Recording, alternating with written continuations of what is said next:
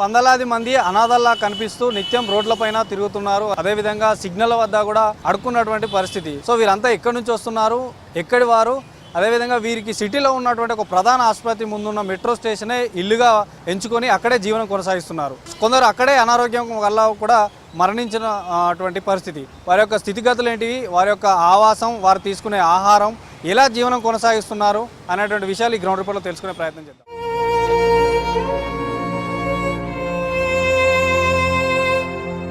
Present సిటీలో ఉన్నటువంటి ప్రధాన ఆసుపత్రి గాంధీ ఆసుపత్రి వద్ద ఉన్నాం మనం. ఇక్కడ చూడొచ్చు, గాంధీ ఆసుపత్రి బయట చూసుకోవచ్చు. ఒకసారి నిత్యం అనాథలా కనిపిస్తూ మనకు విజువల్స్ చూడొచ్చు. ఈ ఫుట్పాత్ మీద పడుకున్నటువంటి పరిస్థితి.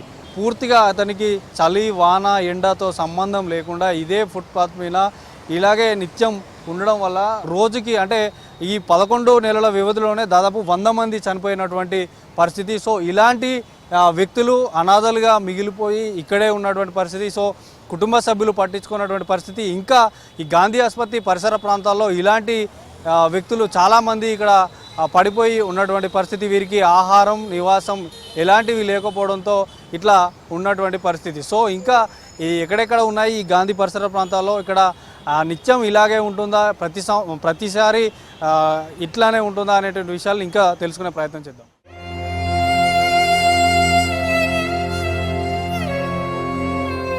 నిత్యం సిటీలో ఎక్కడెక్కడో తిరిగి గాంధీ ఆసుపత్రి వద్దకే ఇక్కడికి వస్తారు. ఎందుకంటే ఇక్కడ నిత్యం అన్నదానం కార్యక్రమంతో ఎవరో ఒకరు ఇక్కడ వచ్చి అన్నదానం చేస్తున్నటువంటి పరిస్థితి. సో మనతో పాటు కొంతమంది ఇక్కడ ఉన్నారు. సార్, ఎప్పటికీ ఇక్కడ ఈ గాంధీ ఆసుపత్రి ఏరియాలో మీరు అన్నదానం చేస్తారా? ये भैया मरकता श्री लक्ष्मी गणपति देवस्थानम का है और रोज 1000 लोग मतलब भोजन ग्रहण करते हैं. 3 जगह लगता है हमारा. अभी चिल्कागुड़ा लग रहा था, चिल्कागुड़ा से पुलिस हटा दिया तो हम लोग यहाँ अभी 3 दिन हुआ लगा रहे हैं. और एक बंजारा हिल लगता है, मंदिर के पास लगता है, एक चिल्कागुड़ा लगता है. टाइम यही है आपका 1:30 से स्टार्ट है, 1 बजे से स्टार्ट है. कम से कम यहाँ 400-450 आदमी का खाने का व्यवस्था है. कई प्रकार का खाना है, चावल है, दाल है, सांभर है, चटनी है, रायता है, फ्रूट जूस है और बटर मिल्क है. సో ఇక్కడ చూడొచ్చు, యాచకులతో పాటు పేషెంట్కి సంబంధించిన వారు కూడా ఉన్నారు. సో ఎక్కువగా అంటే రోడ్ల మీద ఇక్కడ యాచకులు మాత్రమే ఎక్కువగా వచ్చి ఇక్కడ భోజనం చేస్తున్నటువంటి పరిస్థితి. సో కొంతమందిని అడుగుదాం, వీళ్ళు రోజు ఇక్కడ తింటారా, అసలు ఎక్కడి నుంచి వచ్చారు ఏందనే అటువంటి విషయాలు కూడా తెలుసుకుందాం. మీది ఎక్కడ? ఇక్కడేనా లోకలా? ఇక్కడే ఉంటావా రోజు? లేదు, చేస్తావు రోజు ఇక్కడ? పని దేనికి వస్తా, పని దొరకలేదు, అన్నం తిండి. ఎక్కువ ఇక్కడనే ఎందుకు వస్తారు? ఇక్కడికి ఇక్కడ అన్నం పెడతారు, భోజనం అన్నీ ఒక బండి. ఇప్పుడే 4 బండ్లు, ఇది దీంతో 4వ బండి. టిఫిన్ అన్నీ వస్తాయి ఇక్కడ. మళ్ళీ తింటందుకు బెడ్షీట్లు, బట్టలు అన్నీ ఇస్తారు. అందుకనేసి వస్తారు ఇక్కడికి. గాంధీ కాడ ఎక్కువ ఉంటారు సార్ వాళ్ళు.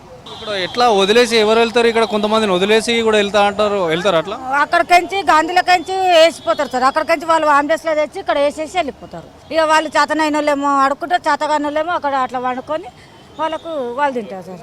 మరి చలి ఇప్పుడు మెట్రో స్టేషన్ కింద ఎక్కువ ఉంటారు. దుప్పట్లు ఇస్తారు, దుప్పట్లు వంచుతారు, బట్టలు వంచుతారు, అన్నీ వంచుతారు సార్. ఇప్పుడు సాయంత్రం ఇప్పుడే ఇంతకుముందు దుప్పట్లు వంచిపోయారు సార్. మొత్తం మతిస్థిమితం లేకుండా పిచ్చోళ్ళు లేకుండా ఉంటారు చూడు. వాళ్ళు ఎక్కడి నుంచి వస్తారు? ఎవరు డైరెక్ట్ వస్తారా, ఎవరైనా వదిలేసిపోతారు? ఇక్కడ ఫస్ట్ హాస్పిటల్కి వస్తారు. హాస్పిటల్కి వచ్చినాక ట్రీట్మెంట్ ఇచ్చినాక వాళ్ళు వెళ్ళిపోమంటారు. వాళ్ళకి ఇంటికి వెళ్ళిపోని అవకాశాలు ఉండదు. మళ్ళీ ఇక్కడనే స్థిరపడతారు. మళ్ళీ వారానికి ఇక్కడనే హాస్పిటల్ చూపించుకుంటారు. ఒక ఆయన అన్నానికి రోడ్డు దాటడానికి వచ్చిండు. ఆయన నెత్తిమికి లారిపోయి బయట బయటపడితే చచ్చిపోయిండు. అయ్యా మీరు పెట్టే పుణ్యమేమో కానీ ప్రాణాలు పోతున్నాయి. ఇక్కడ నైట్ టైంలో జేబులు కొట్టేటోళ్ళు, తాగేటోళ్ళు, ఇక్కడ గాంధీకి వచ్చిన వాళ్ళు సెల్లు కొట్టేస్తారు, ఉంగరాలు తీసుకుంటారు, ఆడలను ఖరాబ్ చేస్తారు, ఆడల పర్సలు తీసుకుంటారు. రాత్రి పూట ముసలోళ్ళని తీసుకొచ్చి ఈడ పడేసిపోతుండ్రు. మాది ఆటోలల్లా. ఎక్కడి నుంచి వస్తారో తెలియదు. ఇక్కడనే అడ్డ మీద ఉండి గత 10 సంవత్సరాలు 5 సంవత్సరాల నుంచి ఇక్కడనే ఉంటున్నారు. దొంగతనాలు, అన్ని రకాల మందు, అన్ని రకాలు ఉంటుంది. చనిపోయినప్పుడు వాళ్ళని ఎట్లా ఐడెంటిఫై చేస్తారు పోలీసులు? ఆధార్ కార్డు ఉండవు. చిన్న పిల్లలు కూడా రోడ్లు దాటుతుంటారు, చిన్న పిల్లలు కూడా. మాది బాన్స్వాడ. ఇక్కడ హాస్పిటల్కి వచ్చాను, మా అమ్మాయికి ట్రీట్మెంట్ నడుస్తుంది. సో గత 10 రోజుల నుంచి ఇక్కడనే ఉంటున్నాము. ఏం జరుగుతుంది ఏంటి అనేది అన్ని చూస్తూనే ఉన్నాము. ఇక్కడ జరుగుతున్న కార్యక్రమము ఒక విధంగా మంచిగా ఉంది, ఒక విధంగా చెడుకు ఉందండి. దేనివల్ల అంటే ఆకలి ఉన్న వారికి అన్నదానం చేసి ఆకలి తీరుస్తున్నారని ఒక సాటిస్ఫైడ్ ఉంది. వీళ్ళందు రోడ్డు మీద ఎందుకు వచ్చారు, దేని కొరకు వచ్చారు, ఎక్కడి నుంచి వస్తున్నారు, వీళ్ళ ఉపాధి ఏంటి, వీళ్ళకి ఎలాంటి ఉపాధి లేక వచ్చారా, లేకపోతే వాళ్ళ ఇంట్లో సెక్యూరిటీ లేక ఎవరు చూసుకునేటోళ్ళు లేక ఇలా రోడ్డు మీదకి వచ్చారా అనేది అర్థం కాని ఒక క్వశ్చన్ మార్క్ అయిపోయింది. వీళ్ళు ఎక్కడి నుంచి వచ్చారు, ఎందుకోసం వచ్చారని చెప్పి గుర్తించి వాళ్ళకి ఒక నిర్బంధం అంటే ఒక ఏదైనా ఆశ్రమంలో కానీ అక్కడ తీసుకెళ్ళి వాళ్ళకు మోటివేషన్ చేయడం కానీ, మోటివేషన్ చేసిన తర్వాత వాళ్ళు ఏం చేయగలరు, ఎందుకొరకు వచ్చారు, వృద్ధులు ఉన్నారు, మంచి మంచి పని చేసుకునే స్తోమత ఉన్నటువంటి వయసు గల ఒక 20 నుంచి 30 సంవత్సరాల వయసు గల వాళ్ళు ఉన్నారు. వాళ్ళు ఏదో ఒకటి పని చేసుకోవాలంటే, కానీ ఇలా చేయడం కరెక్ట్ కాదనిపిస్తుంది. గాంధీ ఆసుపత్రి వద్ద ఆటో డ్రైవర్ కూడా ఉన్నాడు. అంటే నిత్యం ఇక్కడ ఇదే ఏరియాలో రైడ్స్ చేస్తుంటూ ఉంటాడు. అడుగు తెలుసుకుందాం. ఇట్లే అంటే ఈ రోడ్లపైన ఎక్కువగా పడుకున్నటువంటి వారు ఉంటారు కదా, ఇట్లే ఎప్పటికి ఉంటారా?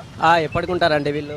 వాళ్ళని అందరినీ ఇక్కడే ఎందుకుంటారు? కొంతమంది వదిలేసి వెళ్తారా, లేకుంటే ఏడన్నా ఇక్కడే ఎందుకు ఎక్కువ ఉంటారు?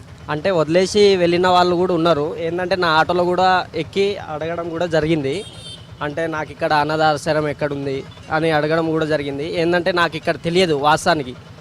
నేను కూడా దూరం నుంచే వచ్చాను కాబట్టి మనకు కూడా తెలియనప్పుడు ఏంటంటే నాకు తెలియదమ్మా, ఇక ఇక్కడనే ఉండండి మీరు, అక్కడ కొంచెం ముందు అడగడం జరిగింది. కుటుంబ సభ్యులు కూడా రానటువంటి మృతదేహాలను దహన సంస్కారాలు చేస్తూ వాటిని తీసుకుపోతున్నటువంటి వ్యక్తి రామ్నగర్ చెందినటువంటి శ్రీనివాస్ మనతో ఉన్నారు. సో వాళ్ళని ఎక్కడ దహన సంస్కారాలు చేస్తూ ఎప్పటి నుంచి చేస్తున్నారు? ఇప్పుడు గాంధీ హాస్పిటల్ నుంచి పిహెచ్ చిలకలగూడ ఉండనివ్వండి, గోపాలపురం ఉండనివ్వండి, అక్కడ పక్కన ఆశ్రమం ఉంది. ఆశ్రమంలో ఒక 4-5 ఉన్నాయి, అక్కడ చేస్తాము. మళ్ళీ చనిపోతే ఎఫ్ఐఆర్ చేపించి మళ్ళీ మనమే మన సొంత డబ్బులతో ఇక్కడ మేము చేస్తాం. ఎటువంటి సపోర్టు లేకుండా. మాది రియల్ వివేక్ ఫౌండేషన్.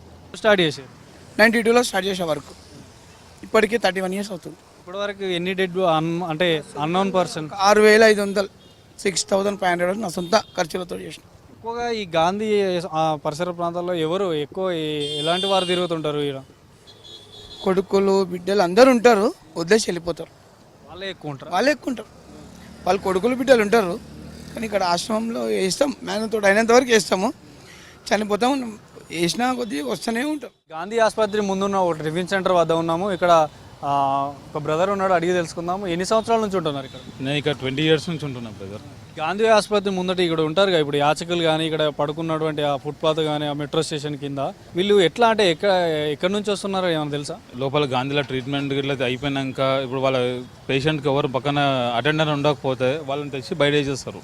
బయట వేసేయగానే వాళ్ళు అక్కడనే ఉండి వాళ్ళు మళ్ళీ చెకప్కి టైంకి వెళ్ళకుండా ఇక్కడనే ఉండి వాళ్ళకి ఇబ్బంది అయ్యి వాళ్ళు ఇక్కడనే స్టే అయిపోతున్నారు. ఇక మంచి వాళ్ళకి, చెడ్డోళ్ళకి, దొంగలకి ఇలా అందరినీ ఇక్కడనే స్టే అయ్యేటట్టుగా ఫుడ్ డిస్ట్రిబ్యూట్ చేస్తున్నారు.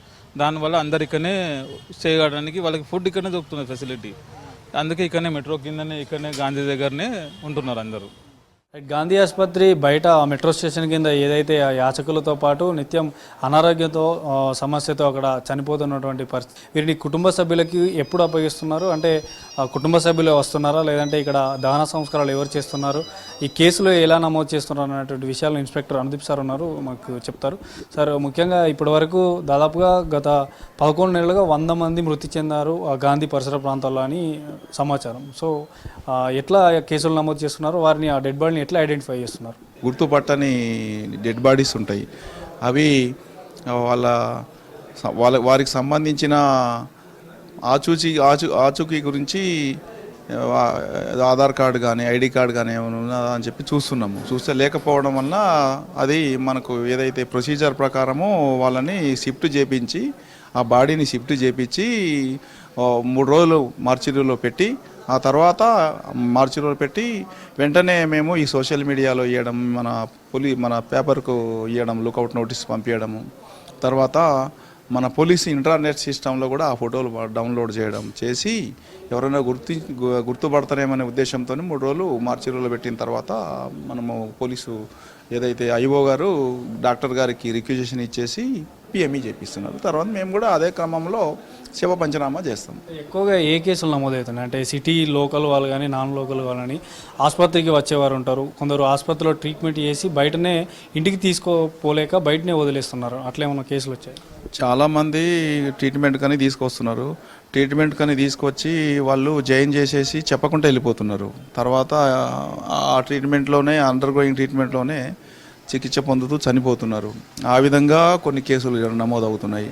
ఇంకొకటి చనిపోయిన తర్వాత కొంచెం కొన ఊపిరితో ఉన్నప్పుడు కూడా తీసుకొచ్చి గాంధీ పరిసర ప్రాంతాల్లో వదిలేసి వెళ్ళిపోతున్నారు. ఫోన్ నెంబరు అడిగితే ఇస్తున్నారు కానీ ఒక నెంబర్ రాంగ్ చెప్తున్నారు, ఆ తర్వాత అడ్రస్ రాంగ్ చెప్తున్నారు.